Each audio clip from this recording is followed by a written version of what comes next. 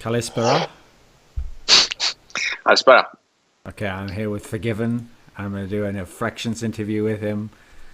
Before we get into all the potentially fiery or controversial stuff that might have happened in your career, let's start really early on, because I'm actually pretty sure most people had no idea who FORG1VEN was until probably almost the promotion tournament of last year. Because the problem was the team that you joined, of course, everyone used to think of Korean Wolves like, oh, that's the team that's like Rekkles and then four guys we don't care about. And we're just waiting for Rekkles to join fnatic. And so everyone's thinking, okay, well, I mean, as soon as Rekkles leaves that team, of course they're going to suck. And then whoever they get as AD carry, he can't be any good, you know, because it's just Rekkles. Obviously, you want Rekkles. I've heard this story from Youngbuck and some of the other players that there's actually a while in the amateur scene where they really thought Rekkles was going to stay in their team. I mean, that sounds naive now because obviously he was going to get some really good offers. How did you actually come to get your place in the Copenhagen Wolves team? I got first into the solo queue challenger of West for like 2 months or 3 months, and then I was just waiting for offers to come since I wanted to go pro, or at least to try in order to go pro. And then Copenhagen Wolves Rekkles was going to leave in order to join fnatic, and since his age was going to 17, I think they tried 3 or 4 people. Like I think Chrislund was one from RG Rejoined Gaming, another amateur team, and some other guys like Chuchi, or I don't actually remember all their names, and they weren't satisfied with any of them, or I think with one of them, but this guy wanted to actually play a local tournament in his country with another team, so for 3-4 days they wanted to try out since the tournament, the promotion tournament was close enough, like 2 months or less. And Unlimited is also part Greek, and he knew me from the Greek scene, and he actually asked people to try me out, and played like 3-4 games with these guys in ranked and scrims, and then I got in. Okay, that's so how I got. What was this? Had you already made it to the top of Challenger when you got in at this time? I didn't hear it. I'm sorry. Had you already made it to the top of solo queue Challenger when you? Yeah, got in I at was this time? already. I was already for 2 months or more. I was already first in Challenger. I was holding my spot, like I did for some months after we went into the LCS. Like I was already first, but it was actually Unlimited that proposed me to try me out for Copenhagen Wolves, and I played some games, and then I got in just like this. Okay, so whenever someone comes into a role and then immediately they get really hyped as being really good, I always ask them this question and no one ever has a good answer for me, okay? I'll give you, so I'll set it up by using other games, okay? So think about Counter-Strike, that's a game you were a fan of, okay? You played it for a long time. In a game like Counter-Strike, it's pretty much impossible that someone could come along out of nowhere and join a team like fnatic or SK Gaming, and they've never been in a top team before, and they're immediately one of the top 5 players in the world, or they're one of the top 20 players in the world. That would just never happen, okay? Because the problem is in Counter-Strike, there's such a tiering of teams, you know. If you join fnatic, you probably were in a team just below fnatic, and if you join that team, you were probably in a team just below. And in general, it's very unlikely you could be a nobody and actually be good, because odds are you'd already be in a good team, okay? So how is it in general in League of Legends, and in your case, if you were such a good AD carry, how could you not have been on a good team before? Why was no team trying to pick you up and saying, hey, come and join us, you're really good? Well, I was playing on this server for almost 2 years and something in the Greek scene, and I just woke up one day and I thought that, okay, let's try out West. Let's go into West server, since East had nothing left for me. Like I was first already there, I was almost the best AD carry. I was surely the best AD carry in this server for a while, and I had almost no challenges, and I went into West considering that every single pro player was playing there, since like East, nobody cares about this server, and I just went in there. I got into Challenger after 2 or 3 months, and then with continuous duo queues with support and junglers, I went into first place pretty easily after I got Challenger. It's almost the reason that East was the reason that I was never into pro teams earlier. Like I started playing League of Legends in I think Christmas of 2011, and until the late 2013, I was only on this server, and then I just boom, like in 4 or 5 months, I was in West and I was already first. That's all. Like I was playing qualifiers with Greek teams, and I was also playing only local tournaments and go for LOLs and all this stuff. Like I was just an amateur player. It was just a hobby for me. Like just like that. Like, and then I woke up one day and I say like, why not try out West and see what is my level compared to the other players there, and I just skyrocketed through the first place easily. That's all. Like, there is nothing else. Like, I think Tabzz and some other guys know that too, and I think they have mentioned it in the show sometimes. If people saw that you were top of the solo queue, then they would say, oh, well, it's obvious that someone would give him a tryout. Okay, so I remember there was this time when you were top of solo queue, White Knight was top of solo queue, everyone knows about Incarnation and the fact that he can't play, but he, in theory, can get to the top of solo queue anytime he wants. People are going to think, every fan, okay, who just plays solo queue wants to believe that, like, the top solo, if you get to the top of solo queue, you must at least have a chance to begin a pro team. If you hadn't played in top teams, when you actually came into Copenhagen Wolves, did you have to learn a lot of stuff? Did you have to transition a lot? Or were you already prepared in some way from playing ranked? What do you think? Yeah, obviously, solo queue is way more different than pre-made, and like in pre-made you have to play way more disciplinary. You have to play way more disciplined, and you have to actually learn the game on a whole new level because it's pre-made. Like, you have to cooperate with four other guys, and it's different compared to East or Greece or whatever any low-level team or scrims someone can find out in the start of their career. And I think that when I joined W, I was playing like bot lane with Unlimited in the start, and we had some problems, of course, because it was our first time together, and it was a bot lane. Like, I would characterize it like this: like, either we will go 10-0 in the lane, or I will go 0-10, because I didn't know how to play my lane by the fact that whenever their jungler will play a second support or stuff like this, I couldn't play against that. I learned my way from solo queue, but I wanted to push my lane and go into ham all the time and try to reach the third inhibitor tower at less than 30 minutes or something. And then, along with Unlimited and with the rest of my team, that they were already experienced, I learned to play the game differently than I thought it was good. Like, I remember that I had also conflicts with Amazing about how should I play my game, and like, I remember actually myself, you can say it like this in one line: I wanted always to carry the game. But this was not good, and this was not always the case, because it's a 5-man game, and especially in Challenger when like Youngbuck or cowtard were almost gods then, and Amazing also. Like, it wasn't always me. Like, I remember that, for example, in solo queue I was playing only hard carries like Caitlyn or Asi or Graves or stuff like this, and I transitioned into the Copenhagen Wolves with more picks like Varus and stuff that offered, and I was actually more of a supportive AD carry back then than I was now. So yes, you can say that I was more of a team player after a while than I was back then, because the only thing I knew back then was like I will be the only carry, and I always wanted to carry, and this was wrong.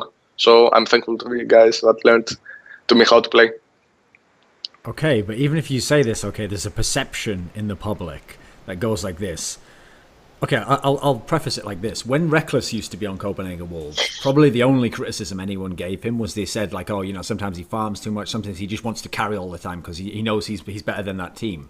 Well, when they got Forgiven, some people in the West think that the team decided, like, okay, this is our best chance to win. Like, we have to do everything we can every game to set Forgiven up to carry the game. Like, if we need to lane swap, we lane swap. If we need to, you know, everything goes into Forgiven. All the ganks go bot lane. Everything's about Forgiven has to carry the game and his lane has to win. Well, you're saying here, like, no, I learned to be a supportive player. I learned I didn't have to carry. Like, which is it? In Challenger scene, I was definitely a supportive carry role more than I am now. Like, Youngbuck was dominating the top lanes pretty easily. Cowtard was doing almost the same. Amazing was doing the same fact, and we were also using the lane swaps like we did in the first split. Like, we were almost the team that consequently lane swapped more than any almost other team. Like, and I remember tournaments like I Am Cologne, for example, when we played against NiP and SK in semifinals and finals, and 3 out of 4 games we lane swapped, I think, and we pretty much dominated because the teams back then didn't know how to play against that, and I actually loved playing lane swap. And Copenhagen was also playing this part wrong, because they lane swapped with Rekkles and Sook when only Rekkles had Vayne, and like Unlimited played Nami. It was the only composition that they used to in order to lane swap, and lane swap doesn't have to do with the AD carry and support. It has to do also with the top lane and how do you want to play the map. And back then and now I emphasize heavily on how to play the map, because almost that's a way to win. Like, you hear these rotations and take the towers early and take the dragons and win the game through global gold and one team fight. which probably is going to change now. And in LCS level, because level got up, like the other guys in the team, except maybe, not maybe, definitely, except Amazing, me and Unlimited, had some problems in their lanes, because like thinking like this, you can't expect from cowtard or Youngbuck or whoever to play and win or dominate the lane against FORG1VEN or these beasts like Expeke or Alexits. So after some games, you can say I surely didn't want this, but it was the best way to win for us. Like, get Amazing play his chaos mode in the jungle, and me like either lane swapping or either winning the lane or either dominating the lane heavily. And we had like Youngbuck and cowtard in a more of a supportive role in their lanes respectively, and you can see you can still see that in the LCS level, like Youngbuck and cowtard are still struggling a bit and play more of a supportive role, like Lulu in top lane or TF in mid or stuff like this. They don't go for the heavy carries, and so it was our best way to win games. That's all. It's unfortunate. Like, I didn't like this playstyle. Like, I like the playstyle that, for example, Lemon Dogs or NiP had more like, but they were all such a good lane phase players. Like, they want to play 25 minutes lane phase, and they did one team fight with their advantages they had, and they just snowballed through. Or like the game Fnatic played when they had continuous. Not lane swaps, they had continuous tower pushes, they were always gathered as 5, they prioritized their farm on Rekkles, but still it was such a good team that they didn't even care what the enemy team was doing as of part of the strategy, so they just steamrolled through. Like, I don't have anything else to say on this. Like, it was what I observed and what I witnessed in the LCS. Like, this way, TLDR, like, it was the way we played, but it was the best way from the options we had. Okay. That's all. Well, here's the thing. When you talk about lane swaps, because it's an interesting topic, there's like 2 ways you could do it, okay? Most people, you either want to... Let's say that scenario I presented before was true in some sense. Like, they wanted FORG1VEN to carry the game. So either they can lane swap and make sure FORG1VEN always gets a really good lane and he's going to dominate, or they can lane swap to protect weaker players. So, for example, if cowtard is going against Expeke, FORG1VEN, people like this, I mean, it's obvious he's not going to win very often. So you could do a lane swap to try and protect cowtard, to give him a lane where it's not going to be as hard, or the matchup that FORG1VEN thinks he's getting is not the matchup he's getting. Which do you think of the two was the one that people leaned towards more? Was it about getting FORG1VEN ahead? Was it about protecting the weaker players? What do you think? Both, certainly both. Like, when we had disadvantageous matchups in bot lane, and we had also disadvantageous matchup in the top lane, like, we always lane swapped like whatever the enemy had. Like, and especially, for example, I remember a case when we always played against Gambit and we always lane swapped against them. Like, except 1 game out of 4, at least before the playoffs, because Darien was like dying or doing his stuff in top lane, and so he gave us an advantage. And Youngbuck always was getting an advantage out of the lane. Like, if you remember by statistics, like by Spelisi, who is doing some statistics for your site, I remember, Koumesai Gurus, in my period, was the best early game team in the LCS. Like, we were getting 3,000 or 4,000 gold ahead easily, without contesting, without any stuff. Like, they gave up kills, enemy teams gave up kills, they gave up farm, they gave up towers, they gave up everything. We were the best team at playing them up early. Like, there was a game, for example, against Fnatic, I think in week 8, when we just dominated them in 24 minutes, 25, just by that. Like, we lane swapped and we took such an advantage, but we played it, we snowballed through it, and we just won the game easily. And I can say that the best case for everyone to see how lane swaps worked was in the IM Cologne tournament, which was like a year or more back then, against NiP. Like, think like this. You have an good top mid laner back then, you had a good top laner, but the enemy solo laners of NiP were like pretty beastly, like Zoro0, Nukeduck. Like, I have never seen, for example, Zoro0 losing a lane, or Nukeduck will lose his lane in a less manner than cowtard. So we used lane swap in such a way that both cowtard and Youngbuck will be ahead, or at least equal, or wouldn't determine the game by dying against these guys, and me having advantage against their bot lane. And so, with Amazing also playing the lane swap almost perfectly, like by invading 24/7 in their jungle or protecting the tower as he should. Like, we took heavy advantages, but it's a team game. Like, it's not always about FORG1VEN or whatever AD carry you can call upon. It's always about the team. So the team always thought that when two lanes are in its advantage position, we should lane swap, whatever they had. And it was always working, almost always working. Like, I think people can check it pretty easily. Like, you can go to the site and see, like, Copenhagen Wolves had like 4,000 or 5,000 or maybe less gold in the start of the game before 19 minutes, but in the period between 17 to 30 something minutes, we couldn't do anything with this. Okay, so here's the thing. It was a weakness. And that makes a lot of sense in terms of why your team would do the lane swaps, because like I said, you had one lane you wanted to get ahead in, and you had two that potentially could lose if they just faced the superstars of the region in that area. But what I want to ask you about is, in general, why Europe was so slow to pick it up. Because if you remember at the IEM World Championship event, which was like partway, I think halfway through the first split, what happened was this KT Bullets team came, who actually were really doing really badly in Korea. And yeah, listen, maybe they had some really good solo laners, so maybe they could have just played straight up against fnatic and Gambit, but they didn't bother taking that chance. Okay, they just lane swapped every time they wanted to against Xpeke. They thought, why play the normal lanes when these European teams don't do the lane swaps? So we'll just get favorable matchups every time, and they won without losing a single game. Okay, so what I want to know is, it makes sense as to why maybe someone like fnatic wouldn't lane swap, okay? Because in theory, maybe they have just such amazing players in every lane. They think, oh, we just want normal lanes. But why did the other teams in LCS not, like the bottom teams? Why didn't Super Hot Crew? Why didn't Rockout? Why didn't they just lane swap every game? Because that way they never have to worry about it.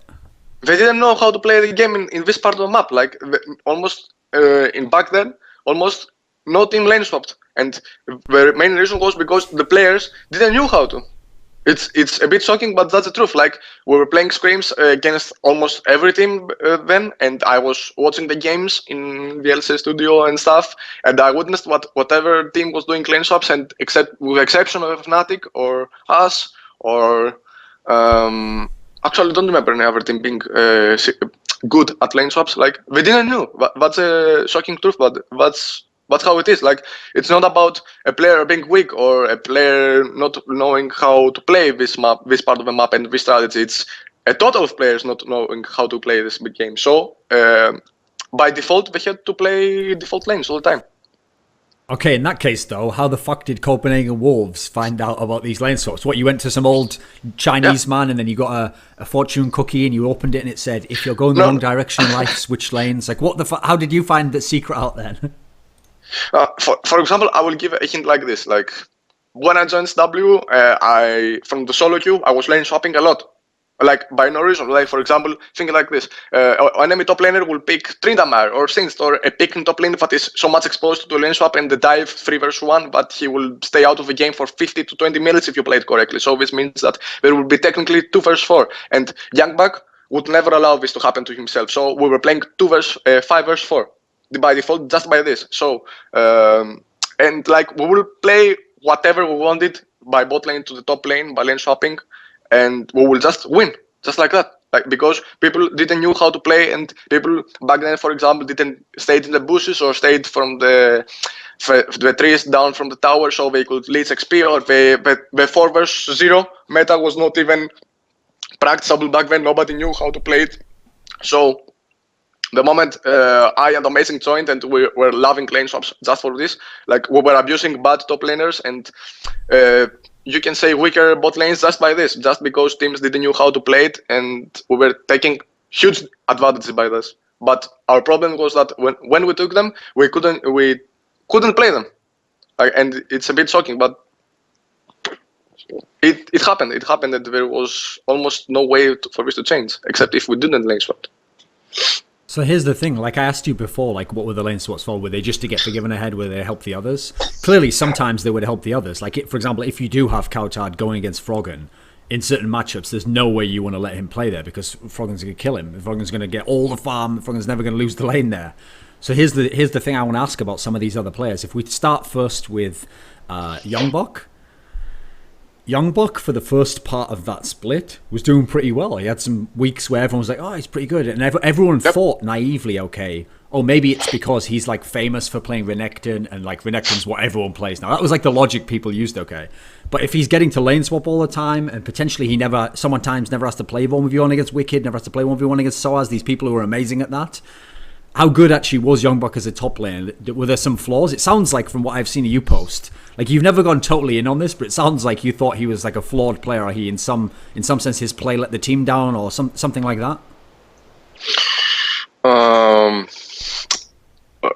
My opinion about that is this: like Youngbuck was by far the best challenger top laner I have ever seen, like in LCS, before LCS level. Like he was stopping everyone, he was doing whatever he wanted. He was really good. But the moment we joined LCS, like people got exposed to individual skill against other players, and he was not the worst. Like he was better, for example, than Kevin. Maybe he was better than Mimer, definitely by Mimer, and he was better than Zazus. But for example, when he took advantage, he didn't play it. Like he never ruffle stomped the enemy top laner. Like, and yes, it's about coordination with jungle. It's about how you play, blah blah blah blah blah. But Youngbuck had some flaws that he never worked upon, and this he has to do. It's like the case of Genja. Like, have you heard that Genja in his solo queue accounts is like Diamond 2, Diamond 3, and Platinum 1? Like he never plays the game and stuff like this. Like, in solo queue, you train a lot of stuff based upon you. In scrims, you train a lot of stuff based upon the team. So think like this, in my opinion, if Youngbuck had played 300 games of solo queue instead of 300 games of scrims, he will be better than he was. Just because he will train his mechanics in such a way that his flaws will be covered. And Youngbuck, actually, I don't know like if he didn't want or he couldn't do that, but he certainly wasn't that committed to the project than he was before joining LCS, because if you remember correctly, like Youngbuck had 2 or 3 missing attempts of joining LCS prior to playing against MYM and defeating them and stuff. So I don't know what happened with Joey, but he was a good person. He was a very good top player, the best top player in LCS, but in LCS level he lacked, same as cowtard. That's my opinion. From talking to him and seeing the personalities of the other members, it seems like he was sort of like a leader figure, or he thought of himself in that sense. Was this true? Because if I hear about personality clashes, it makes sense as to why maybe FORG1VEN would clash with Youngbuck in that sense. I don't think we had such personality clash. Like, Youngbuck was a good guy to live with. He was a friendly guy. But in the end, what matters in a game is not the friendship and how good this guy is from real life and stuff. It's how good you are in the game and how good you play it and how committed you are. Like, it's just that his individual skill level was exposed in comparison to other top laners, and if you heard or you asked other pros, or like I wouldn't include me. Like, I was always defending this guy until a specific period, which like not everyone in the team, like other people in the team started being involved with this matter, and Youngbuck was going superbly defensive mode against this. Like, I remember like 2 or 3 guys in the team like having problems with the top laner, or we had like problems. Everyone in the team had problems, okay? But there was a way for every one of us to cover it. Like, we will just go through it, and in 1 week you wouldn't even hear of this problem again. But Youngbuck, he was very close-minded in how he should play the game and how he should manage this weak or this weakness or this deficiency in skill cap. And I don't know, we didn't have any clash in personality. It's just that some people in the team wanted to become better, wanted to achieve more, and some others just wanted to defend their spot in LCS, and that's a bit sad. So the other solo laner obviously is cowtard. When cowtard came into LCS, I'm pretty sure a lot of the other LCS mids, like people like MrRallez and FORG1VEN, thought like, oh, well, this will be easy then. Like, I played this guy before. It's not nowhere near my level. But actually, if you look at the time that you guys came into LCS, it's almost like the perfect time for someone like cowtard to come in and play, because like all those mid laners, you saw this with Tabzz, where early on when he was having struggles, you just go with those like supportive mid laners. You just play Ziggs, you just play Gragas. You don't have to worry too much about having to go 1v1. You can just play the lane. Was this helping cowtard early on, do you think? The biggest truth and weakness of cowtard was his incredibly good inconsistency. Like, think like this. Cowtard, let's say he has 2 games in a day. He plays the first game against a fnatic, let's say against Alliance in the mid lane, and the next game he plays against Moobs of Svachotku. The first game he will go into FORG1VEN and he won't stomp him, but he will get ahead. Like, cowtard is a skilled player. The thing is, he's incredibly consistent. He will go into the second game and he will get stomped by Moobs. Like there was no such level. Like I wanted cowtard, or everybody in the team wanted cowtard to play his matchups and be ahead and do whatever he wanted. And like 9 out of 10 times, I wanted cowtard to play for 7 out of 10 instead of playing one game 11 out of 10, and the other 3 or 4 games play 5 or 6 out of 10.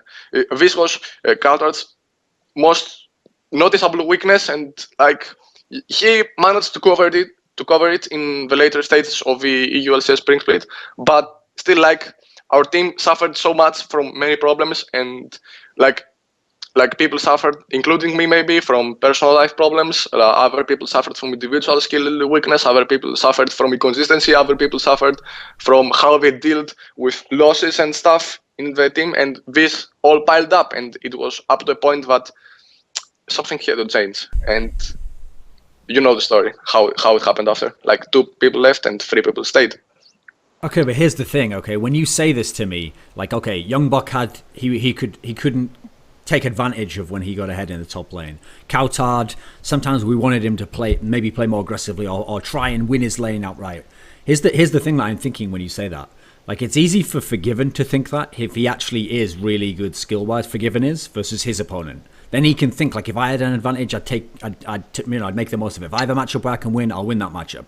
But you're saying it as though cowtard could just go head-to-head with FORG1VEN, Xpeke, Alexic all in a row and do it. No, he couldn't. Come on, be realistic. How the fuck could cowtard do that? The thing is, no, he definitely...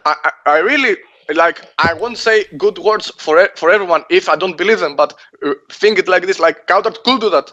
The thing is, he was incredibly inconsistent on this. Like, as I said before, he could go against FORG1VEN or Xpeke or Alexic or whatever mid laner from Europe you can add his name up at, and he could stomp him. He literally could. Like, okay, let's say, for example, against FORG1VEN he could, but against others he did that.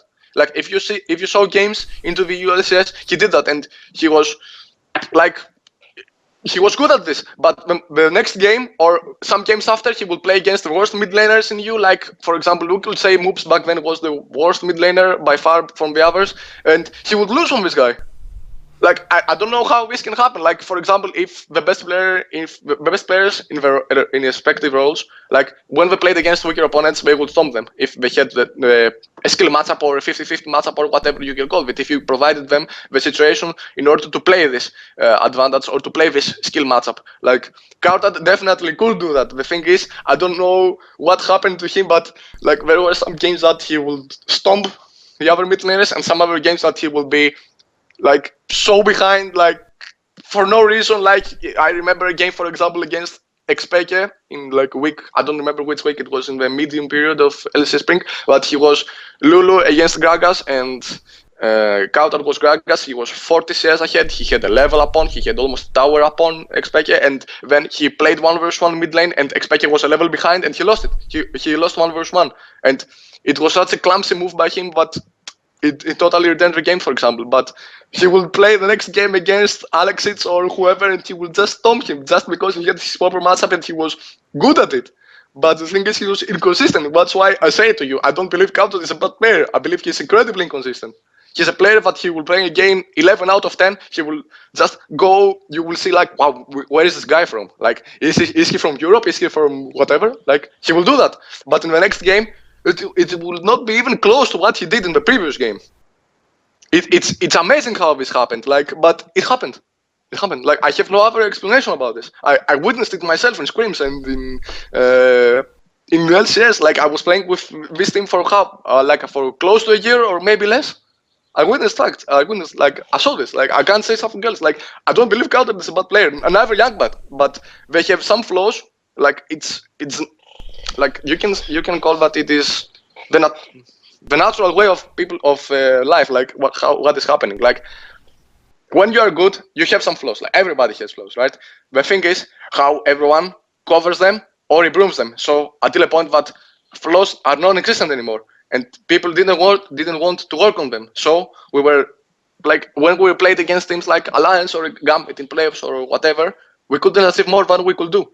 We definitely had the potential. I don't think you believe or anyone else believes that in Spring Split, Millennium or Hypothetical were better teams than we were, or even Rocket. But just Rocket, for example, was the best. Was the same as almost CW, but they had more consistency than we had. They had better players in almost every single position, like you can call it upon. based on their performance, not based upon their name.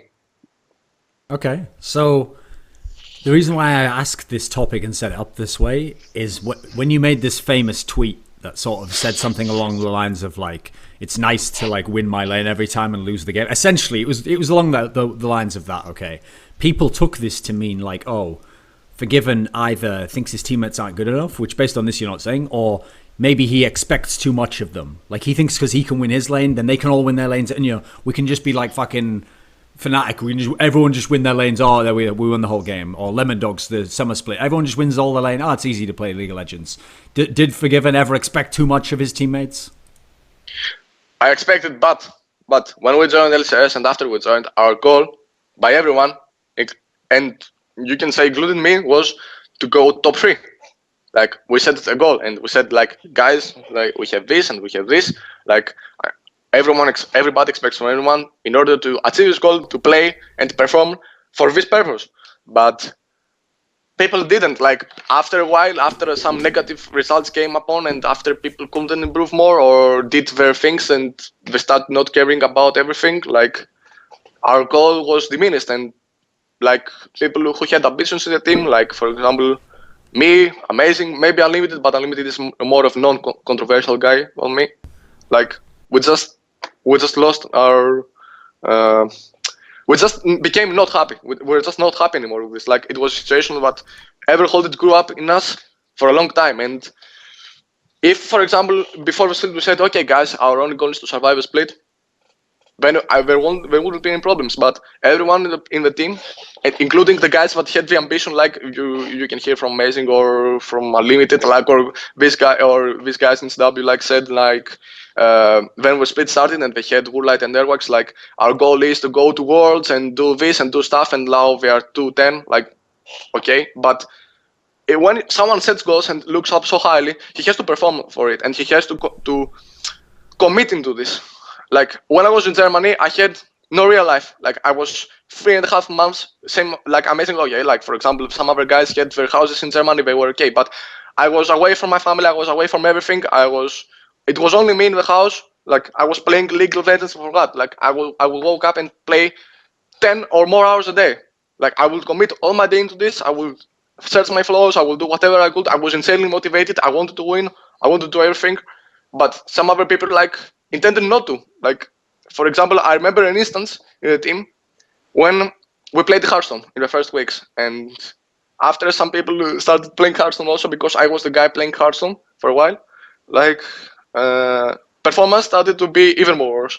And like we had a rule that I didn't want to commit, but I had to because it's a team and I respect my team's decisions, of course. Like everybody stops playing Hearthstone. And there was a noticeable difference, but the damage was already done because people saw that you can't play League of Day if you are not motivated, if you're not decisive enough to do that. And like we had some other games, we had some other issues in real life, but for example, cowtard wasn't living with us in the gaming house and still doesn't, I think. We had like Amazing was not living also with us, like he was living in his house in Germany. Like it was literally 3 people in the gaming house for 11 or 10 months. And there were some sad situations, but the truth, like every team has problems, but we had more than other teams. Okay, FORG1VEN, I've got to pull you up on something you said earlier on there. So you said our goal was top 3, like we should finish top 3, right? In what world were you going to finish top 3? Remember the team. Listen, remember the teams that were in LCS that season: SK Gaming, fnatic, Alliance. Oh, well, there you go. It's over. You can't finish top 3 already. There's the top 3 right there. Remember, fnatic only, Roccat only got top 3 by beating Gambit, who people didn't think they'd beat, and then playing a 3rd place game that some people say didn't matter against Alliance. Like, even Roccat getting top 3 was a huge surprise. Most people would look at that team, and we see them now, fnatic, Alliance, SK, and people still think they're going to be the 3 for Worlds this time. How was Copenhagen Wolves ever going to place above those 3 teams? Tell me. In the beginning of LCS, not every team is good. Like, let's remember the teams that they were played in: Millennium, Hypothetical, us, Roccat, Gambit, fnatic, SK, Alliance. Like these teams, like Alliance was not doing fine in the first weeks and more. Like fnatic had this 0-7 and 7-0. Like Millennium were by far with Arana the worst team in LCS for sure. Hypothetical were not performing except their bot lane and their jungle in periodic. Like every team had weaknesses, and their weaknesses were humanly possible to be ahead of them and like to take advantage of them. But the thing is, our morale and our performance was good, at least in the first weeks of LCS. But after a while, for apparently some reasons I don't know, and like maybe real life problems, maybe individual skill performance, like I can't call any other player on this. Like I respect every other player. Like what the fuck? Like I was nowhere. I was in solo queue, and like just by this, I did this, and I was in LCS. I couldn't have any problem. I couldn't like go hard on another guy for this. But every team had problems, and these problems were achievable, and like we could go ahead of them and take advantage of this. But it happened. Like we set some goal, but in fact, as it was proven, we couldn't achieve, and this caused a lot of problems in our team.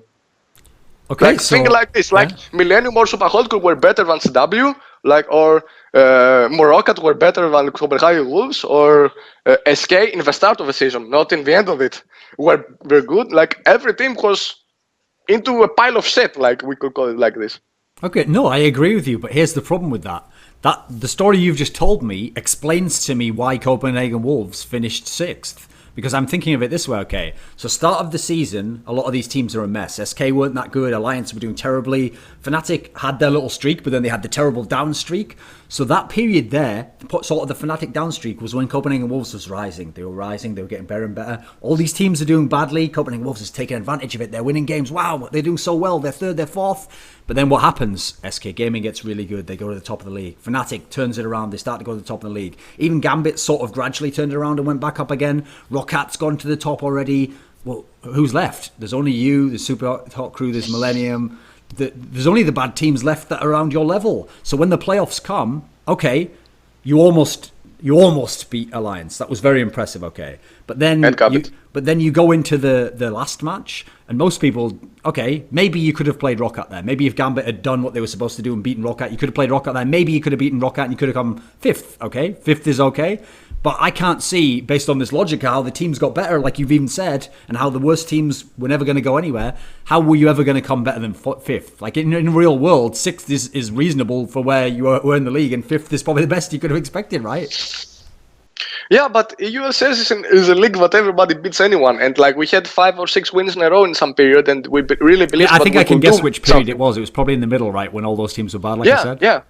Yeah, definitely. And like we witnessed so many bad things. Like think like this, like for God's sake, like there was a player in LCS that it was a very decisive match for his team. I won't reveal teams and like who was this guy. I will just say the champions, for example. Okay, it was this team, a lower team against a higher team, and the lower team were playing for, like you can say, their survival or whatever, and they had 5,000 or 6,000 gold lead with the best hyper carry of 80 carries in the game, Twitch. And like they were going into sieging, and like they have also Nidal in their team, and Nidali goes Hookah form, and the enemy Jinx throws rockets down. And this Nidali jumps upon the rockets, he gets caught, the team fight erupts, they lose Baron, they lose towers, and they lose the game. And this means that they almost get relegated, or they indeed get relegated. I don't remember the positions. Like, there were so many players, but like, if you can imagine, like, in your head, like, how many seasons of European LCS does it ever exist? Like, 3, 4? Like, MYM have played people like... bad players like Yamato Cannon or Hosan or whatever. Like there were so many bad players, Ocelot, or I can't even remember. Like that's my opinion. Not everybody has to follow it. I'm just honest. Like I'm just a Greek. Like it's my opinion. Like I can't say lies in order to be good into everyone's ears. Like I can't do that. It's my nature. It's how I grew up. Like and there were so many bad teams, bad players. Like this guy just determined the faith of his team, and now this team performs into LCS and it's like in the mid-table. They're like into the Kopenhagen Wolves situation, like, and nobody knows how it will go. It's like week 5 will be shortly. Like it's everybody, everything has to do with performance. But that's the truth. Like and expectations. Like you said it by yourself. There were so many teams, but they started not to perform, and there were teams in the bottom, but they couldn't play anyway. Like we didn't got into the 4th or 3rd place for 1 win, I think. I'm not sure of it. Like it's 1 win. Okay. This means like Like, I don't know, like we beat it, for example, Millennium 4 times. This one win could be made, for example, against Super Hot Crew, which we were 2-2. 2 wins, 2 losses. That's the truth. Like, so explain this to me then.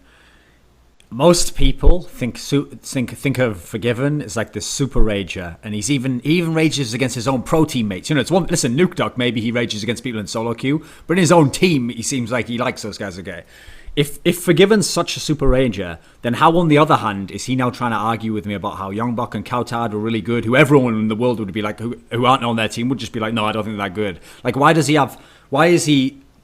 how can the two exist at the same time? How can you be a super rager but then also believe in your teammates and all that stuff? What are people not understanding here?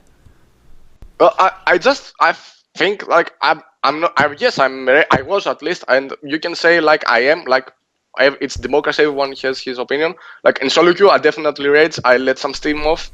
Like I can't do something else. Like now after my fine, like I guess I have to be more reformed and not do this, and I agree with this. Like, but I can't rage to my team, and I rage. Like, rage is such a toxic word, like toxic by itself. Like, we are playing games that we were throwing by ourselves.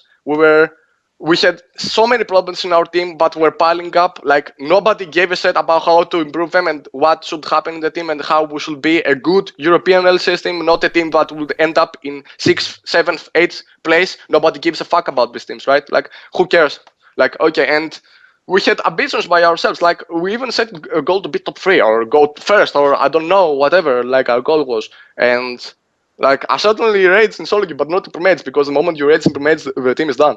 And our team was not done. It was the relationships by performance between the players what was already exceeded expectations.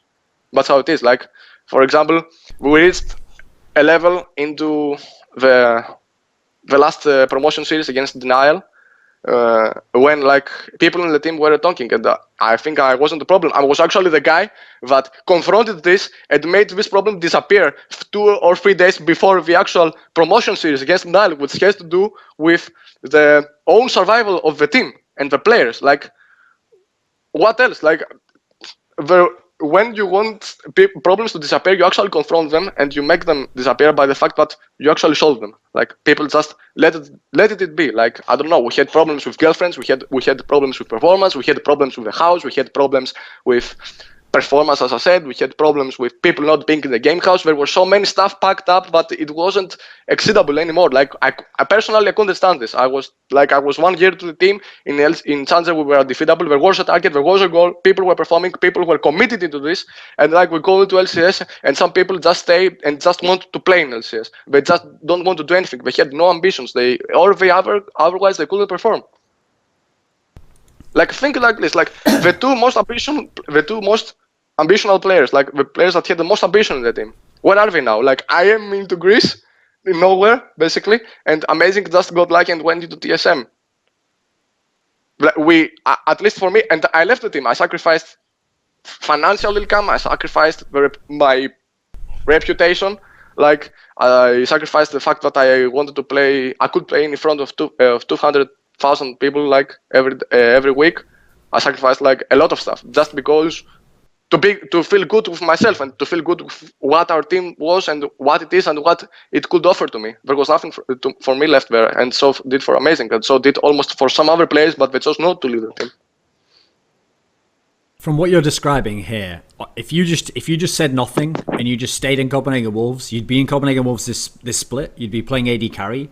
Now listen, okay, it would be ridiculous to think Copenhagen Wolves this split, even with FORG1VEN, is going to place top 3 and go to Worlds, okay? But even if you don't, if you played this split, okay, let's say you had another split like the last one, where even if your team didn't do well, you personally, like a lot of your peers and the other players said, no, he's really good at his position. Maybe you play this split and you do really well, and then some other team who's really good doesn't make Worlds, and they say, right, you know what, we could upgrade AD carry position, we could get FORG1VEN into our team. Wouldn't this have been a good idea for your career? Yeah, but like, it is the same situation that, for example, players like MrRallez or Creaton were in the previous season. Like, they were good, they proved themselves, they were incredibly good, they were committed, they were dedicated, but their team sucked so hard they couldn't do anything. Like, and by myself, I have ambitions, at least when I witness myself or half of my team that we are good in this game and we can do more. And the European level offers more because there is the same situation in other teams also. Like, for example, I don't think that Europe will go, a European team will go ahead of round of 8. Or maybe, let's say, round of 4 in the Worlds. Like, again, it will be the same situation all over and over. Like, 2 or 3 people being very good and being committed into League of Legends because League of Legends wants you to be committed. It's a game that you have to stay good and you have to play this game. And, like, okay, I did what I could. Like, it will be another split with will be 6th, 7th or 8th, like, and people, for example, will say, oh, their jungler is good, their guy is good, but they need to work on their chemistry and they will need to work on their performance, and like their plans were bad and they were throwing at Baron and stuff. Like, I couldn't handle this anymore. Like, were some players in the team what we wanted to do something and some others what we couldn't, and this split had to offer me nothing. I didn't want to play for Kopenhagen Wolves anymore. Just as it looks like. I preferred to sacrifice everything, like, for this, like, for me to return to Greece. Just for my ambition. Like, I couldn't, like, negotiate being in this side, the side that I wanted in my head, in my mind. Like, I don't know. Like, think like this. There are some players in LCS in the lower bottom teams, like, but they are good, but they can't do anything. Like, for example, Woolite is a good player. He's good player. Does anybody see if Woolite fails into LCS? Unlimited is a good player. Like, from Millennium. Like, Millennium, I don't know when they're going to end. Kerb is a very good player. So that's for Kevin. Like, so that's for Creaton. Like, there are some teams that, like, it's the European infrastructure. Like, if you want to become good, you have to sacrifice some players. It's just how it happens, just how it works. Just how what Koreans are doing, what Americans are doing. Like, Americans are importing players from Korea and Europe and whatever place in the world just to have good games and, like, teams that can actually go into worlds and do something, not teams that just, okay, like, we just lost, okay, let's see what is going to happen for the next split. We were bad, but we will do better with the same lineup. Who believes that? Nobody. Literally nobody. You don't have in your mind, for example, as Lucan says, you don't have in your mind a team that is incredibly bad in European or North American LCS, but his whole team is like, what the fuck? Why do I play with guys? Like Sifter in Coast. Don't you remember Sifter in Coast? Sure. This guy was trying alone by himself. Yeah, he joined Dignitas and Dignitas was good, but he was lacking. Like, if Scara or whoever didn't have problems, he wouldn't even be there. He would be in Challengers. Who will change mid lane? Like, in the next split, but this split determines the worlds. Who goes to worlds? Okay, so when I talked to all your peers who are AD carries in LCS EU, and I would always ask them, because, okay, there's a lot of people who get a lot of hype, and if they have a couple of good weeks, then fans, okay, I'll give you a good example, Overpow. You remember when Roccat was top of the league and everyone was saying, oh, you know, Overpow is better than FORG1VEN, and I was sat there like, are you on fucking drugs or something? Like, no, not for 1 second in his life. And it turned out, well, we saw how that worked out, okay, it was ridiculous. So what I always do is I like to talk to other players and find out what do they really think of that person. And everyone who I asked about you said 2 things. They all said, okay, he's definitely like a top 3 AD carry in Europe. And then the other thing they always said was, like, mechanically, he's like one of the best for sure. He might be the best in Europe. Is this how you saw yourself during that split? Was that accurate? Well, it doesn't matter if you are good as a person if you don't achieve anything as a team. That's how it is. Like, I could be the worst AD carry in Europe, but if my team was good enough, I would still be 3rd or 4th, or, like, in general, this goes for any single team. There were instances, but some teams were so incredibly ahead of other teams just because, as a team and as a synergy, as a tactician mind, like, they were just ahead miles of other teams. Like, yes, like, people could say, like, I was top 3 or whatever. Everybody has its opinion. Some others said, for example, I was trash or whatever. It's like, it's true for lies. I can't say, I can't praise myself. It's not good. Like, it's not human. But, like, okay, let's say I was good. What happened? Yeah, okay, like, we ended up 6th. I didn't make it, for example, to All Stars. Like, we lost into the playoffs. What is the remaining point? Like, what is the achievement of this team? Nothing. If you don't do anything as a team, it doesn't matter how good you are. But that's why my ambition was, like, to join an actual good team with good players, with committed players, and do something. Like, and I don't know, like, some pros believe, like, I think a majority of pros believe, like, I maybe read what it was, maybe, for example, my team or maybe my character, but, like, because I'm Greek or whatever. Like, but I honestly don't know what to say about this. Like, it's what I said before. Like, if you're if you don't achieve anything as a team, when you're going to nowhere, you belong nowhere. Like it will be the same situation all over and over again. I didn't want this to live through me. Like again, I will just get disappointed. I will just let's say I will leave next split, and if I get no proposals, I will retire. Like right now, like for example, I'm doing vacations in Greece, and I'm waiting for LCS to end. Maybe some teams change AD carries in LCS, some others, for example in Coke League, for example NiP, for example when I was trying out for them, wanted to change AD carry for a sort of period. Like I'm just waiting. I can't do anything else. It doesn't even matter how good I am in the game or how good I am in solo queue or if I'm a rager or stuff. I just wait. There's a big problem last split in Europe with AD carries, which goes like this. Okay, I'll do a quick rundown of the AD carries in Europe to just kind of set the scene for you, okay? So Rekkles was playing in fnatic, an amazing team overall, and because he was in the best team and he was doing the best statistically, everyone said, right, he's really, really good. Rekkles amazing. Then we look at Tabzz, again, amazing team to be on, and he's doing well in the league, so again, people say he's really, really good. CandyPanda, maybe people don't say individually he's the best, but he was on the best team in the regular part of the split. So again, people are going to say he's really, really good. We've got 3 really good AD carries so far. Now we're going down. Let's go to Roccat. Now Roccat, maybe people didn't say Sullivan was really good, but I've heard some players say no, he was really good at certain matchups, and he was quite, he was quite good overall. And then you go to Copenhagen Wolves, and people say, oh, FORG1VEN's the best player in his team, so he's really good as well. Then you go to Millennium, and Creaton's always been considered really like mechanically skilled, so people say no, he's good too. And then you go down to Super Hot Crew, and they go, no, listen, wait, MrRallez is really good as well. Like, here's the problem with this, okay? There's no way in the fucking universe that Europe magically just got one position, AD carry, where all 8 players were just equally good, and we had 8 of the best in the whole world all in this one split. Come on, what's going on here?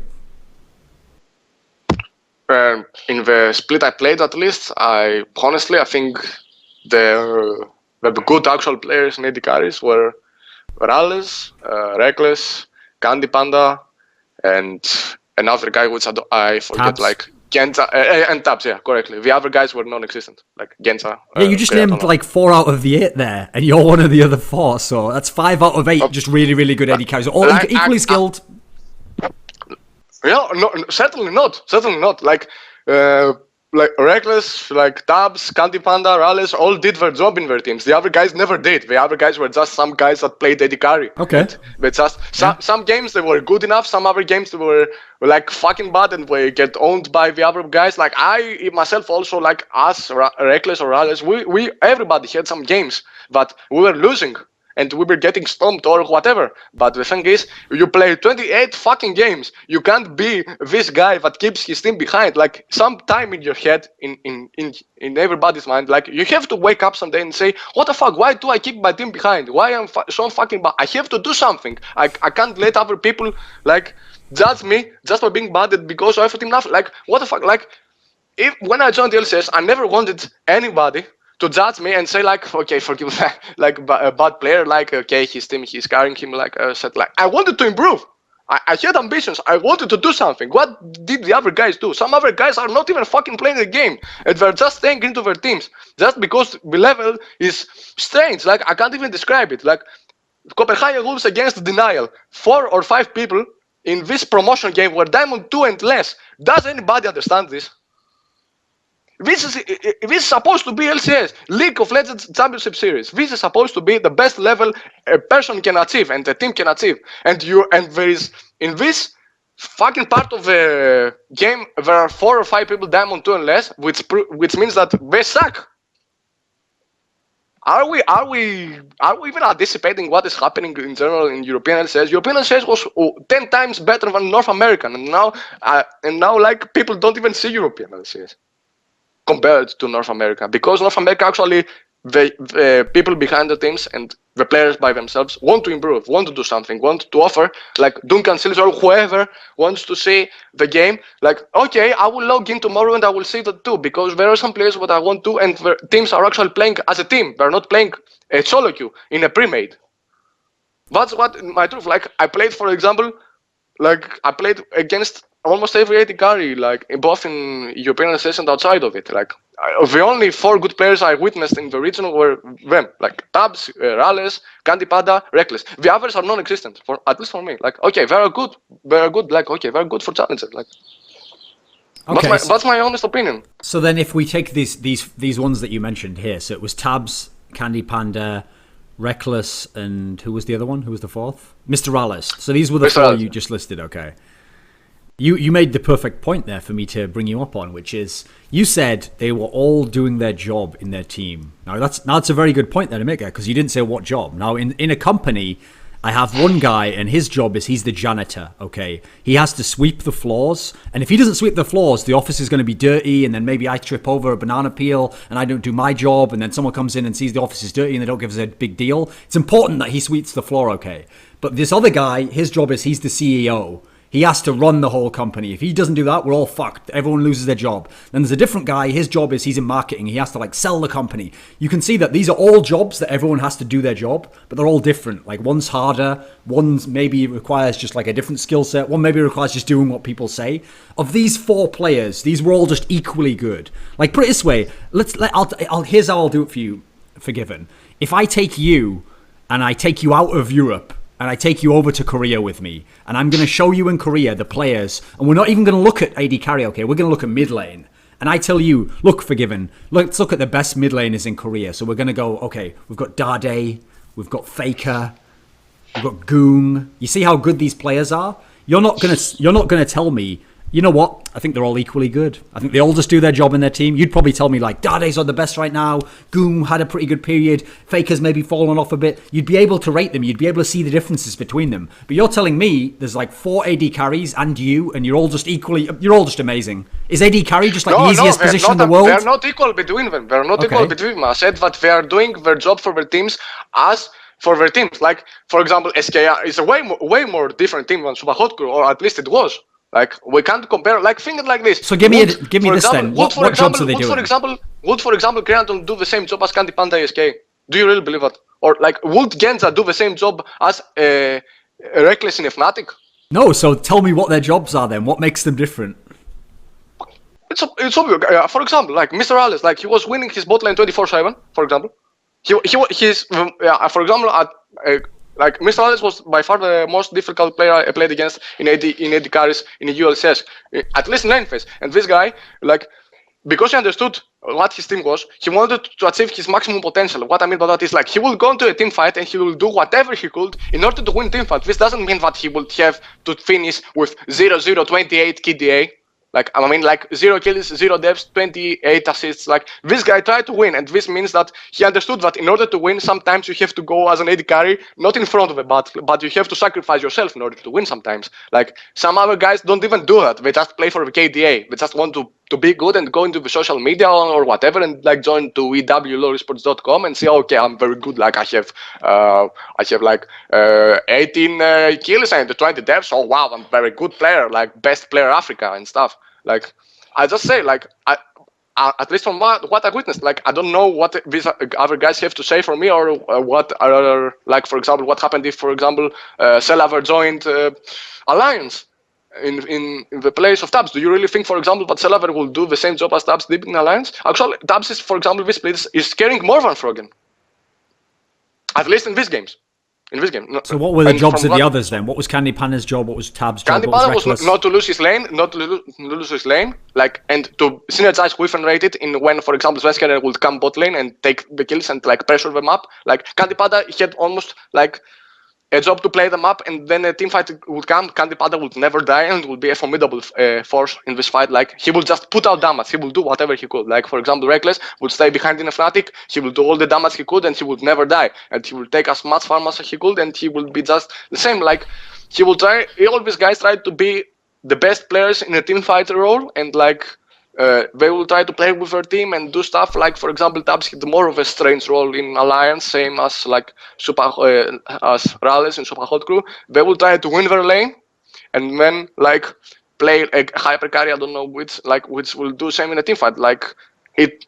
I just remember some games. For example, I can't say, but we all do the same roles and we all do the same, which means Some other people carry more, some other people are more of a supportive carry, some other people have more responsibilities into playing the map, into doing the rotations, into doing tank the towers and the dragons or the barons or whatever, and instead of some other guys that are just playing for the farm, and when team fight erupts, this farm and the kills that they acquired before the team fight will actually snowball into a win for this. Like for example, in my opinion, MrRallez and Tabzz did more of a teamwork role than Rekkles and CandyPanda. Then what was FORG1VEN's job in Copenhagen Wolves? I played them up. Whatever matchup I had, I was trying to win my lane, and regardless. And we played like 2 versus 3. Like our jungler was almost never bot lane. Like Amazing was prioritizing, and he correctly did that, invading and destroying the enemy jungler, or giving Youngbuck or cowtard the ability to snowball the lane, or just make them having a easier lane phase. And then with the farm and the snowball I got through the bot lane, I would snowball a specific team fight or stuff. Like there were some fights, some games, like which I would head. For example, 200 creeps at 15 minutes, or I don't know, I will have a kill and a tower. Like I will also assist my team with a dragon, with a tower. It means global gold. Some other times we also lane swapped, and we took particularly very good big gold leads. Like there was a game against Lions in playoffs, which we took even the inhibitor tower. The lane swapped, and we took the inhibitor tower at like 7 minutes. It means like roughly, this can mean like close to 500 gold, and then we took the dragon, which means another 200 gold for the team. Like in total, this means close to 3,000-4,000. What we were doing, like I couldn't go with unlimited and snowball the game throughout the bot lane, but I tried to draw jungle presence, which means that Youngbuck Cowtard Amazing will have a much easier role. Okay, we will die sometimes. It's how the game is played, and most of the times when we get an advantage, I would snowball through it, and along with unlimited, we'll try to play our advantage, and this resulted in us dying sometimes, like 1 death or 2 deaths. Either like we will reach inhibitors or towers. We were just trying to play them up. We were just trying to provide our team with sufficient gold and sufficient map presence that they would have a much easier role to do, a much easier game to play. At least that is my opinion, and that's how I tried to play along with Unlimited, Amazing, and the other guys the game into the spring split.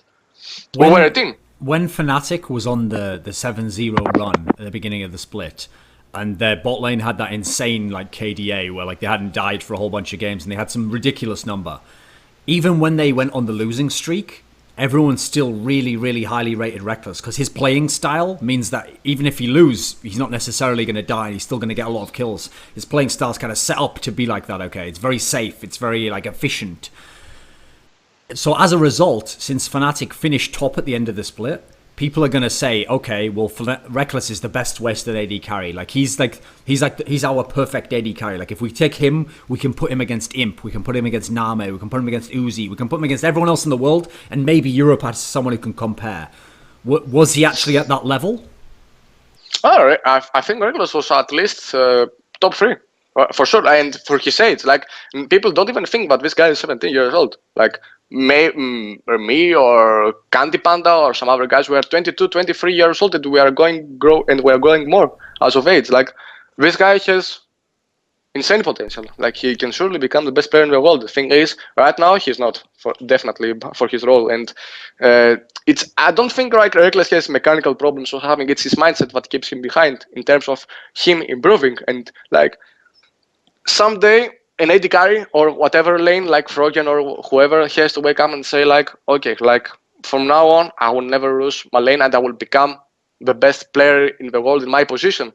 And in order to achieve this position, at least they have to believe it. Like, you don't think Rekkles believes it?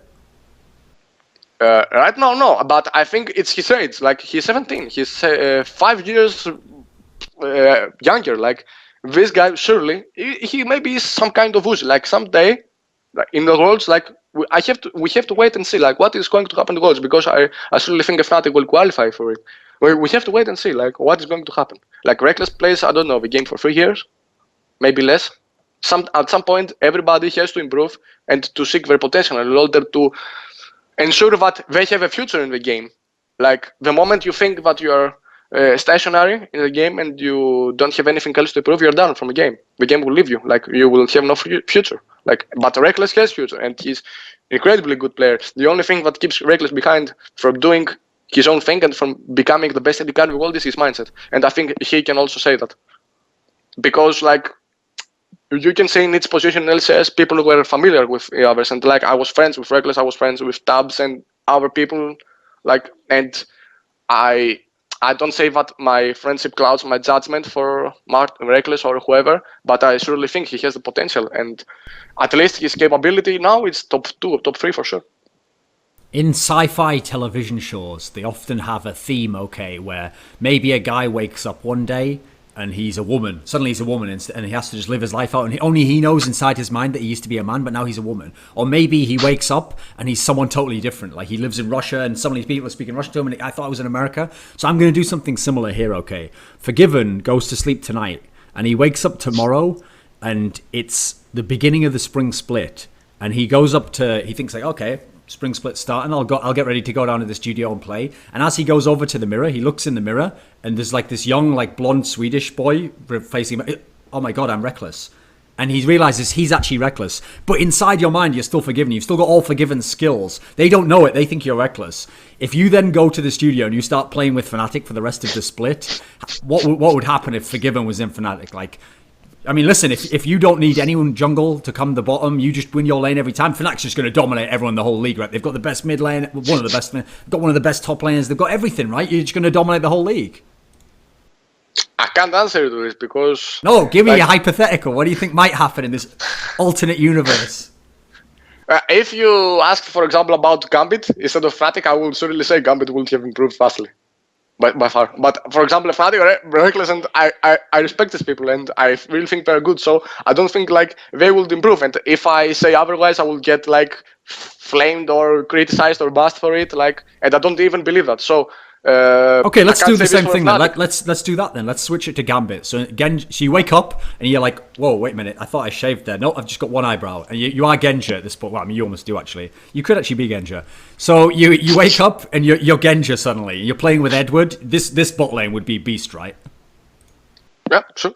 If like Edward or whoever support it is and wants to cooperate and wants to play the game not differently and wants to actually learn the game as I learned it also when I first joined CW, because as I said, I wasn't the guy that just came up from nowhere and like suddenly I learned how to be the best lane phase player in Europe or stuff. I just learned it. I played against the best and I sort of wanted to become the best. So in part, people could say I became close to become the best. So I would say vastly, like Edward, for example, if you ask Edward now, when he's Gambit, he won't say that. But if you ask him after he leaves Gambit, he will totally say, he will totally agree. At least what is I think of. Like, but I surely can say like Gambit will be better. Like Genja, okay, he is good, but he has withdrew from the game. He's like some version of Yellow Pit. Like he doesn't even care about the game anymore. He doesn't even play. He doesn't literally even play. I've heard the same thing, okay, that Genja doesn't play solo queue, and people have seen, like, people have linked to his solo queue pages, and they're in, like, platinum and stuff. They haven't played, okay. So tell me this. Sometimes he would still have the odd game in LCS where, well, think about the IEM World Championship. He would have the odd game where he'd carry against even really sick players, you know. Is Genja some sort of god if he doesn't even play at all and he can still be really good? I guess, since he can still be top 4. Why not? Like, who is better than Genja, for example? I mean, from the lower teams. Is Kraton better? Is Selaver better? I don't remember the other AD carry, like, I can't remember now. Like, is the other AD carry that I don't remember better now? Like, why? Genja can just play his game, he won't fit in his lane or do anything. And he will go into teamfight and try to be good. The thing is, except that Genja doesn't play the game.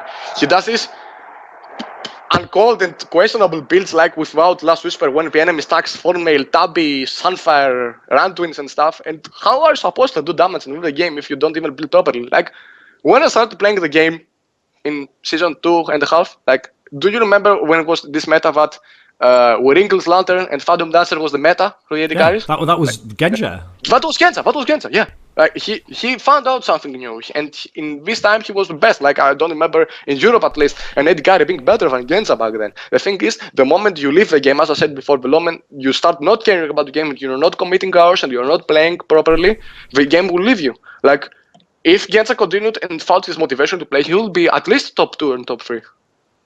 The thing, but right now he doesn't. I just remember, like, the only account of Genja I know, at least in solo queue, is an account that plays only Acid, or at least he played only Acid, which is called Silent Storm. Like, I'm not sure. and he played only us.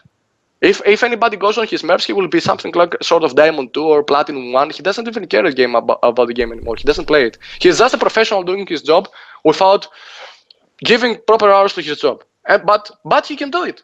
Who will punish him for this? So Alex left Gambit for some reasons, and this was one of them. At least from what I believe. Like Alex believed, and I think he was correct, but the team he's now, or at least the team he was with Youngbuck and NiP, had much larger chances to succeed in Worlds than with Darien and Genja and whoever else. I think this was the reason, for example, Alex is left, because some people can't take advantage and some people can't listen to others anymore. Like, maybe he thought he is a god anymore and he doesn't want to play the game. He surely can, but the thing is, you have a guy in your team that plays League of Legends 70 hours a day. Like, at least you have to respect this and show that you are close to it. And like, just play 6-7. Don't play 2. So like, when Alliance was the same issue. Alliance was the same issue. FORG1VEN is playing the game 17 hours a day. Do you see anyone from Alliance not playing so much the game? Like, Wicked plays the same. NiP almost plays the same. Shook was the solitude god. He played the same hours. Tabzz is playing the same hours. They're committed. They want to play. They want to win, and they respect the effort an individual does. So they follow. So then there was this situation where you've described some of the problems of Copenhagen Wolves. So like you said, Alexic leaves Gambit. He goes to basically the NiP team. Well, it wasn't actually NiP at the time, but it was going to become NiP, okay?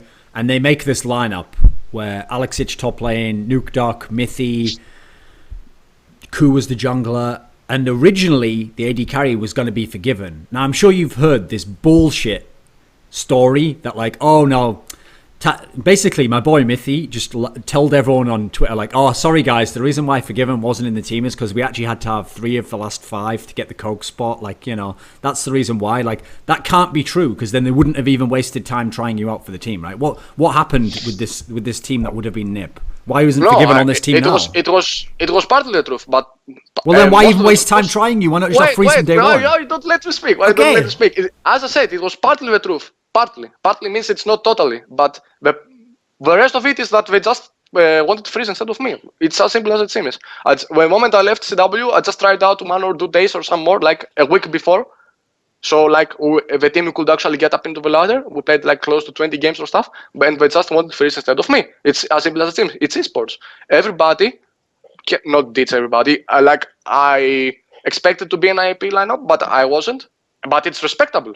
Like, what should I have done? Like, go into Twitter or something and say bad words? And I respect all these guys. And from the moment they thought it was better, they surely did. And I wish them the best. And as of now, they have won almost every single amateur tournament, like with DreamHack and Steel Series, with TSM invitations and stuff. Okay. Everybody has its own choice. When you say they wanted freeze, that's true. But you didn't say why they wanted freeze. Like, if I had to guess, if I think of freeze, I have a very distinct thing in my mind. Like, I know exactly his level, and he's going to be quite consistent, just stay at that level. And his ceiling isn't to become the best AD carry in the world. He's not going to be the worst. He's just going to be at that level, okay? So people are going to think, well, there's no way they wanted freeze because they think freeze is a better skilled player than FORG1VEN, right?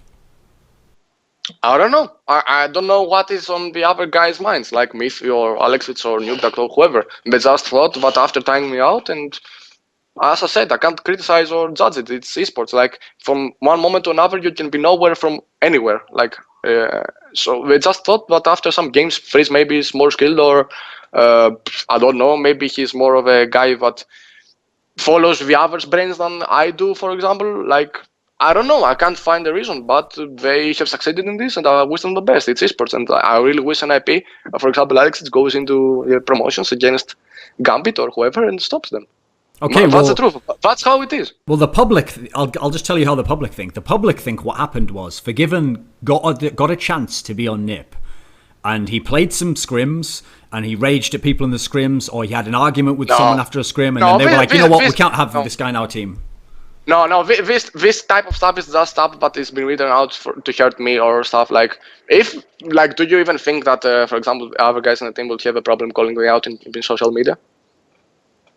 Surely not. Like, are they my brothers? Do they know me? Like, no. Like, it's just people that are bad-headed or they didn't want to see me playing in LCS, and it's their right to, and like they just wanted to like persuade this opinion like in social media, so everybody gets influenced by it.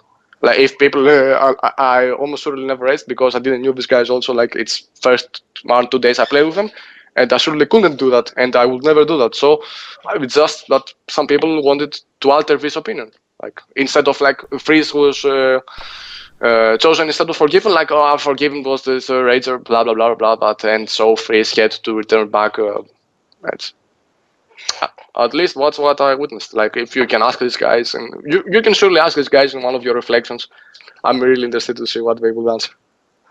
After you found out you weren't going to be in NiP, if you'd come to Copenhagen Wolves and you just said, you know what, let's try again, I'll join Copenhagen. I wouldn't return. No. You could have got him, though? You could have got your spot back? No. The only two things I can say is this: I would never return, and even if I will return, some people will get replaced. Like the eventual plan, when we split ending, was me and the other guy staying, and at least Youngbuck and I don't know for someone else will get replaced. But the thing is that I don't know if people, for example, can guess that I'm a bad guy and I just want to improve and I will kick anyone. But there's a whole but. Youngbuck and some other guys took me while I was nowhere. Like I was just playing solo queue. I was literally a guy that just came out of nowhere. I could have joined anywhere else. I joined CW, and for the most of the guys there, and for Unlimited, who's a friend of mine, like, and he's Greek also. Like I just couldn't go into this guys and say, okay, you know what? Like for example, our top laner will get replaced, and this top laner got you into the first place in the team, and now you're playing LCS and stuff. So I respected the fact that Youngbuck and other guys offered me the spot in first place, and I got into them, and I made a name, toxic or not, with them. So I just left. Like I just got disappointed, and I believed that there was nothing for me left there as for my business, and I just left peacefully. Like some people would, from a team, like for example, the only guy that said bad words about me is Youngbuck, and this because maybe I was going harsh on him, as in order for Youngbuck to improve, I had to do this. Like in the split, like he was saying, like I was flaming him day in, day out. Like I never said anything of this stuff. Like in public, at least, everyone can have its own opinion. But the thing is, like he never understood that I could have stayed in the team, but I rather chose not to because I respect this guy and what he done for this game and how he committed into this game. And I can't consider him friend, but it's a guy that I committed 1 year into the game with this guy, and I can't say anything more. Like. I just respected the fact that I could have changed the team, but I didn't want to because it wouldn't be fair for the others. So I just left, and then I wished them the best of luck. And everyone has its own road now. Like Mason went to TSM, like I went to nowhere, to Greece, playing Go for Those and stuff. Like there is a possibility that I will never play in LCS again. I'm totally fine by the fact that I have made some choices. Right, I could have been in the second split and doing the same thing all over and over. But if I had like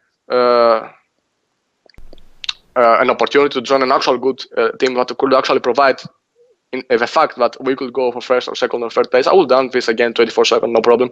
But I couldn't stay. I got that much more than I should have gotten, like, from this team. Like I was when I left, I remember that, for example, when I played against Niall, I actually wanted to leave Germany more for a reason, like. Let me rephrase it. Like I want to win the Niall, okay? I try hard. Like for example, I try hard against Gambit and Alliance and etc. But I also want CW to win. But inside my heart, like how I felt, how bad I felt in general for how our team was doing and how our team had no potential. Like I just wanted to live. Like I just want not to be out. It has nothing to do, for example, with the team not. Providing a good environment or good players to play with, but the thing is, that was the truth, and I couldn't study it anymore. Like I was up to a point that you even understand of how I'm talking. I couldn't stand it. Like I can't find any other phrase to say it. If every other AD carry in Europe tells me FORG1VEN is top 3 AD carry in Europe, and yet we've just described that scenario I said before, where the public at least think that all these AD carries are good, and even worse, all these AD carries, even if they're not the best, like let's say CandyPanda isn't the best. I don't think that's a big shocking statement to make. He's good, but he's not the best. There's no way FORG1VEN can take CandyPanda's spot, because in CandyPanda's team, they like CandyPanda and it's perfectly fine. Is there something wrong with the position of AD carry if a top 3 AD carry in Europe can't get into a top 3 team? I mean, let me put it this way. I'll do the same thing I did with the Korea example. If you were a top, it's infrastructure. If you were a top 3 mid in Europe, I guarantee you would be on a top team right now. Because mid can have such a big impact on the game, right? He can win the whole game. Why is a top 3 AD carry not on one of the top 4 teams?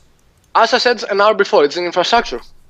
Organizations and players are just more willing to just claim their seat into LCS and stay into that and take their money, their beloved money, because I never did what I did for money, and just stay and be pleased with finishing in lower positions than they should, or like finishing in lower positions but they should, but they don't even give a fuck. Like they just take like insane amounts of money every month. So I don't know. It's just infrastructure. For example, in North America or some other regions, if you noticed, in China, I think they're starting to import Korean players, and for players that have actually written history in tournaments, like PTT, for example, as I saw some time ago, they started to import new players because there aren't any others. I don't know. Some teams are not willing to change. If you witnessed in this split and in North American split, out of the 16 teams, only 1 team changed AD carry, which was EG. And me, of course, when I left CW.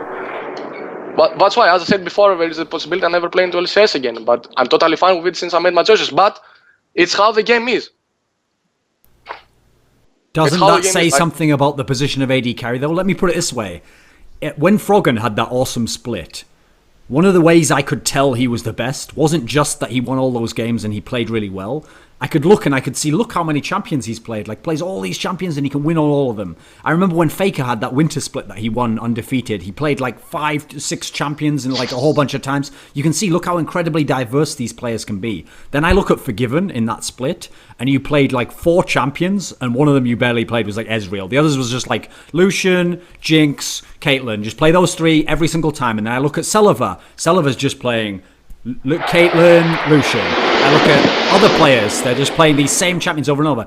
Was AD carry a stagnant position where everyone just did the same thing? It's the champions. Do you hear me? It's the champions. It is a meta that we're currently playing. The only viable AD carries back then were Lucian, Caitlyn, and some people played Sivir. For example, I don't like Sivir. I never liked it and I will never play it because I consider the champion not to be trash, but I consider the champion to be much weaker than, for example, Lucian or Caitlyn or Jinx. That was the champion pool that the game had to offer. What should people have played? Do you remember anyone in VLCS playing Ezreal? In any of 28 games, there was any player playing, for example, Ezreal in 7 games? Even Twitch came up in the last split, in the last part of the split, towards the promotions. Everybody was playing the same champions all over and over. And for example, Gambit or some other teams, for example, they tried to ban me. There's an airplane, I don't know what's happening. Gambit, for example, were trying to ban me or were trying to ban Rekkles, but to no avail because these were the champions that they should play, and even if you force them out, it means that your AD carry also will be forced out of his comfort champion. Everybody was playing Lucian, Caitlyn, Jinx, Sivir. But were the only 4 champions. I don't remember anyone else playing back then. Graves, Ezreal, MF, Tristana, Asi. There were some people playing Vayne, but not everybody was playing, and it was almost exclusively in lane swaps. So why not play Sivir then? Because if I ask my friend in Monte Cristo, he was going to tell me, listen, Sivir's a great champion. You can push down towers really fast, great for team fights, disengage. Why would FORG1VEN not want to play Sivir? First of all, Sivir is one of the most pathetic lane phases I have ever seen in AD carries, and second of all, I surely have no problem playing supportive AD carries I played, for example, with Varus.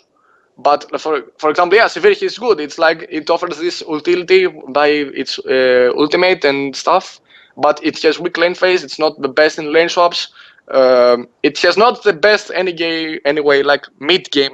You can say it has some very decent mid game and late game power, but I would any time of the day, any hour of the day, I would prefer Lucian or Caitlyn or Jinx. Just because of how we could see the tower, just because how OP these champions were. you can imagine like what Jinx could do with 6 items, or what Lucian could do as proven with 6 items, or Caitlyn also. It's just the meta, like it's what the champions could offer to us. So then, why would it be the case then, if that was the meta that was really stagnant and everyone played the same thing? If you played now, you could play all these champions you're talking about. You could play Kog more. You could play all these different champions that Vayne more. You could play. It seems like the pool's widened open a lot. Yeah. What would you be like in this split? I think I will still have played Lucian, Jinx, Caitlyn for sure, and then I will just add champions like Graves or Vayne. And like Vayne, for example, was my most played in solo queue. Like I don't consider myself, like it depends. Like for example, in LCS, when we were practicing ACW, I was practicing AC and some other stuff 24/7 a day, but we couldn't pull it out into VLCS. Like for example, cowtard was pulling out Xerath, which we were practicing. Youngbuck, for example, was playing Poppy in top lane. In scrims, and he was playing into the scrims for a long time. We were playing with champions for a long time. The thing is, for a variety of reasons, we couldn't pull these champions out. That's how it is. Like sometimes it's a meta. It's sometimes like how does anybody feel in this sort of champions? Like it's just, I don't know. Like for example, the game with Varus game as of me. I just talk because I just know what happened to me. Like the game I played against Gambit into the playoffs as Varus. I have never played Varus like into VLCS. Just a game against Super Hot Crew, and I had literally only one game of Varus practicing, and I just pulled it out because I played with champion so many times back then. I didn't give a set. Like I knew that like I would be really good in Varus. And I was maining with champion back then, at least before VLCS. So I just did it. When you described your problems before, where you couldn't find a team after Copenhagen, like there's no point staying in Copenhagen Wolves because it's not going to improve enough to be good this split. You can't join a top 3 team because, like we said, none of them are going to recruit anyone right now. And the rest of the teams, it's like, is there even any point? So basically there was the NiP team and that was it. That was like the only choice. That story... In a movie, okay, you know in movies where someone goes through all these hardships, they never just go through one bad thing, okay? It's always like one bad thing, then another bad thing, then another bad thing after that. But they keep going, they keep persevering, and eventually, at the end, they make it.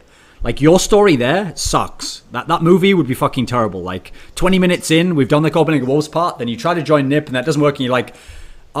goodbye, I retire from League of Legends now, and then you just walk off into the sunset. But everyone's looking at their watch, like, this movie's only been 25 minutes long. Like, that story sucks, dude. Like, isn't there a good ending to the story? Can't it go somewhere? I can't predict the future. Like, I really wish, like, I could play in a team like, for example, we could say, like, and a team that actually has goals and wants to do something into the game. Because, as I said before, it doesn't have to do with how good you are in the game. It's how good your team is and what the achievements of your team is. Like, for example, FORG1VEN is, at least for me, the best mid laner I have seen in Europe. But at least from the CLG era until now, he has no tournaments won. Like, he has won DreamHack, I think. Yeah. Like, and this guy is incredibly skilled. Like, do you see the injustice?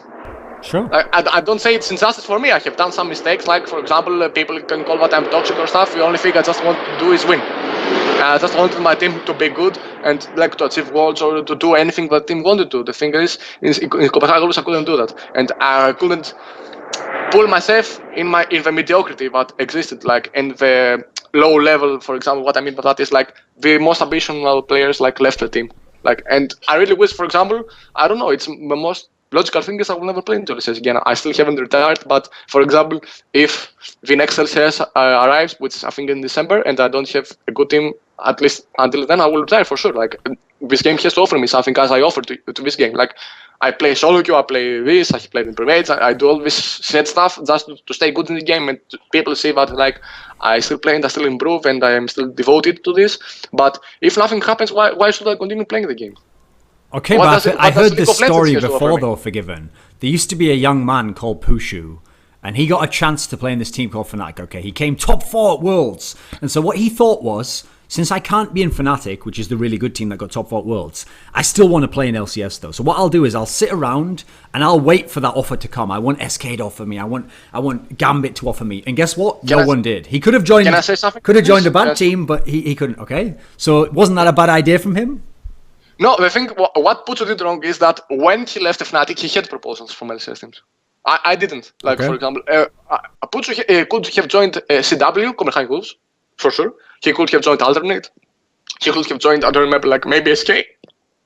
Who knows? But I certainly know that puszu had at least 3 offers from good or not LCS teams. He chose to decline them, and then he went inactive. It's puszu's fault that he stayed partly out of teams. Like, if puszu wanted to be into LCS, he should have had like 2 or 3 accounts of solo queue into Challenger, so people can actually understand, because at least also for me, like, I knew that puszu at some time not retired, but he went inactive. He didn't even play the game anymore. He was like Diamond 2, Diamond 3. And when you want some teams to pick you up and you do not play into another team, oh, there is an airplane here. I'm sorry for this. Like, when you want some teams to pick you up, you have to show them that you are still devoted to the game and you still play them. Like, right now, for example, I have 2 accounts into solo queue challenge and I'm moving into the 3rd one soon, because I don't play into a premade anymore. Like, puszu not only declined the teams that proposed him, but he also went inactive from the game. That's his fault. He could have easily been to LCS. Why wouldn't he puszu be in a place of Creaton or Selaver or anybody? Does puszu, like, I think clearly puszu was and is better. Like, when I saw puszu playing in LCS back then, I thought like he had Tabzz because there was no one else. They were the best at their roles in ADCs, for sure. Like, but he made some choices that he just drew himself away from the game. I didn't. Like, some other guys didn't, for example. If you had to, for example, I'm sorry. For example, when Youngbuck failed 3 times into joining LCS, he didn't stop playing the game. He wanted to join LCS. He did everything he could. He didn't just like stop playing with his team and said, "Okay, now I will wait for another team to pick me up." And he was decisive. He wanted to do that. Like, puszu just left his game into the random destiny that is called League of Legends European infrastructure. At least that's what my opinion is, and that's what I know about puszu. if you had to pick another player who's not from Europe to say, like, this guy is a bit like FORG1VEN, this is his style of play or his strengths, who would be the closest to FORG1VEN as a match? Is there a Korean or an American? I think as of what I have seen, because I can't say like there is a guy in Korea, but is FORG1VEN, because I don't know my level compared to these guys. But for sure I can say like that when I see North American SS, because I see it more than European, I think Vasily is really close to me as of this. Why? He's just retardedly aggressive, and he tries to make plays all the time. Plays that there are some limits that he could do. Like, he won't go into a part of a map and he will die 24/7 or do stuff. He's smart, and he tries to play smart. He tries to play smart by being aggressive, and he tries to win his lane often. He tries to provide his team with stuff, but it is much needed. Because if you saw, for example, LMQ, like they have played for 9 games, my opinion, of course, right? Like, they have a very good mid laner, they have a very good bot lane, but their jungle and top seem to be struggle a bit. Like, and I just see, like, when Vasily plays, I see like this guy is certainly like very close to me. I don't say I'm better than him or anything. This would be retarded, but I'm just saying that I see very many instances that I see myself into Vasily. That's all. Usually, he's a very good player. Usually I'll do one of those hypotheticals where aliens come and replace a team and all that. But I'll be honest with you, I think once the aliens kill Copenhagen Wolves, I'd just leave it there. I'd be like, don't bother bringing them back. Like, I don't want to ever see that lineup play LCS ever again. It's just me, just my personal opinion. So instead, what we're going to do instead is, what I'd like to know is, since like you're a man out of time, okay, you came along at the wrong time. You came in the wrong meta. There's no opportunities for AD carries now. So what I'm going to do is, I'm going to take you in a time machine, and we can go to any region here. FORG1VEN. We can go to any time in League of Legends, and all we're looking for is the perfect team that if we just put FORG1VEN into that lineup as the AD carry, be awesome. This team would be amazing. Which team would you want to be in all of history? We can just put you in this team. Which do you want to be in? Team? I think picking players is better than being in a team. Like, well, tell me the players you'd want with you then, yeah? Of course, we have to talk about Europe, right? Yeah. Like, if I had the possibility to make a team and take whatever player I wanted, it will be, I would say 2 players each time, like, for a respective position. I think top lane will be Soaz or Wicked, mid lane will be FORG1VEN or Alexits, jungle will be Amazing or Diamond Brox, but Diamond Brox 1 season before, not now, not how he is playing now. And support, Anybody. Okay, Anybody. wait a minute. What I mean by anybody is like I wouldn't play, for example, with I can't remember. Like for example, like in the spring split, every support player was actually good, except like for example, I wouldn't play with Zaire. Okay, like he was the worst, at least for me, in comparison to skill level to the other guys. But for example, I would have played with Wander or Edward or Yellowstar or whoever. All these guys were good. Like they were actually. I don't say this just to feel nice, to be nice to other guys. Like my history doesn't even point to this. Like, but every player as of supports in Spring had their own level, and this was incredible. Like, Unlimited, for example, was destroying people. Like Yellowstar and Rekkles were destroying people. Mixa, who's like Mixa for me was the best lane phase support of Europe in the Spring Split. Like we can say after like his team fights, how he played in the most depths in LCS, blah blah blah. Yeah, it's acceptable. But as of lane phase, Mixa was a fucking beast. That's what I have to say about supports. I could have played with anything. Okay, you just got to pick there from the best players of all time in Europe, and you're telling me you were gonna pick Amazing. Come on. Well, who was better than Amazing? What in history? In history? Yeah, Diamond Prox. Okay, Diamond Prox. Who else?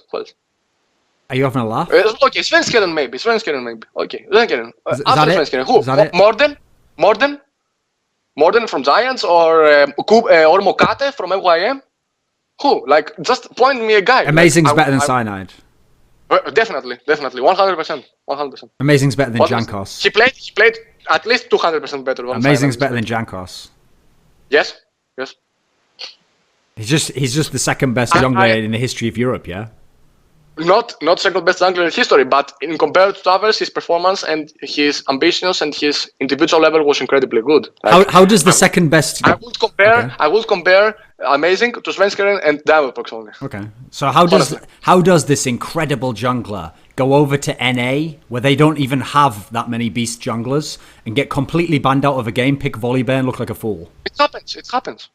Like that wouldn't happen to Diamond Prox. Many players, yeah, whatever. Like Diamond Prox played some very odd champions in the history of League of Legends in his career. Not all of them were incredibly good, and not all of them paid out.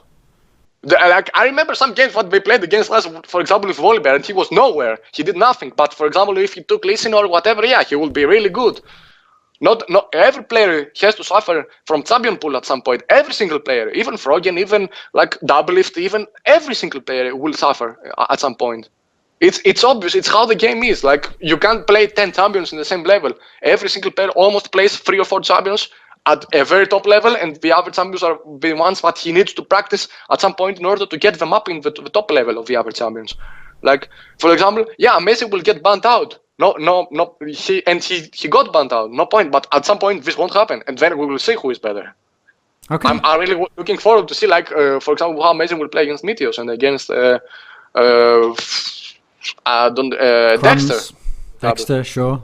Dexter. So Dexter, for example, was the best jungler in his split when he was with Lemon Dogs. By far, like Diamond Prox, he has fallen out a bit, but he's still maybe the best jungler in European League of Legends history. But as always, there will be new players that come out and win the others. Like you know it, like from Counter-Strike, from football, from whatever. There won't be the same guys all over and over. Okay. Like, do you want yourself, for example, think it like this: would you want it European League of Legends as of AD carries, and let's say mid lanes to have only, for example, AD carries to have only Genja and Yellow Pit for 3-4 years, and to mid lane to be only Alexis and Xpeke. Also, FORG1VEN and these guys came out of nowhere.